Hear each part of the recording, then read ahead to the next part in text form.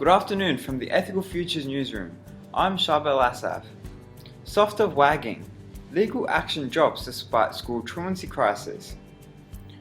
On March 20th, 2015, at 11 a.m, 3 young boys were spotted in the western suburbs of Sydney riding their bicycles outside a bottle shop when they should have been attending school. We now cross over to our reporter, Bruce McDougall, for the story. Bruce? That's right, Sharbel. The young boys were supposed to be in school, and when one of the young boys was asked why he wasn't at school, his reply truly was shocking.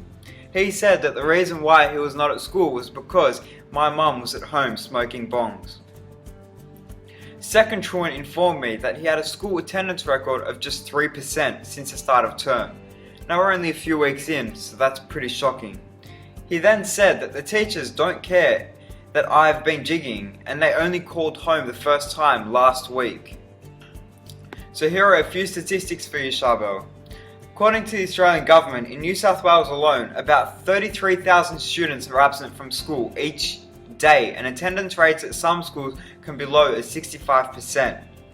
The Education Minister Adrian Piccoli said more school counsellors and extra funding would help schools tackle issues such as truancy. Mr. Piccolo also said that his focus will be targeting behaviour and making schools more interesting and engaging, as well as reaching out to parents. I'm Bruce McDougall, back to you, Sharbel. As stated by the Board of Studies, education encompasses all aspects of school life, including respect and responsibility. So now this raises the issue of who is responsible for the truancy of the students. Is it the responsibility of the student, or the school, or the student's family? The absenteeism from school for no good reason is an ethical issue, as children must consistently attend school to receive the best possible education. It is up to the child to take responsibility for his or her actions and attend school. If the child does not want to go to school without sufficient reason, it is then the parent's responsibility to ensure that the child attends school. Shute and Cooper in 2014 state that a parent commands the greatest influence in a child's life in ensuring that they attend school in order to receive a proper education. However, no two families are the same, and the parent is not always the best influence on their child's life. So this is seen in the article mentioned earlier by Laura Banks and Bruce McDougall. So societal forces shape a child's development, and this use of substances around children could be detrimental to the construction of their social life. If the family is not fit to look after a child's welfare or cannot identify an issue with truancy, so they are unaware, then the responsibility is passed on to the school to identify an issue within the child's social life and find out why they are skipping school in the first place. This can easily be discovered through their attendance record. The school must work with the child's family and notify them if their attendance records are poor.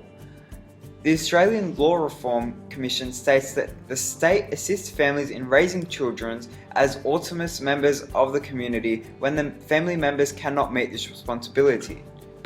In cases where the family is unaware of the child's attendance record, McNeil 1999 found that if a parent was to take a greater interest in their child's daily educational life, it is more likely that the child will go to greater measures to receive academic results and less likely to want to skip school. Baker et al. 1999 states that truancy is a major risk factor and if left unchecked can result in serious juvenile delinquent behaviour. The school can implement strategies that battle truancy. These strategies could be as simple as notifying the family when the child does not attend school.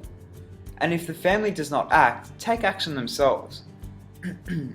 If the family is concerned of their child's attendance, they could phone the school to ensure that the child has attended on that day that they are concerned.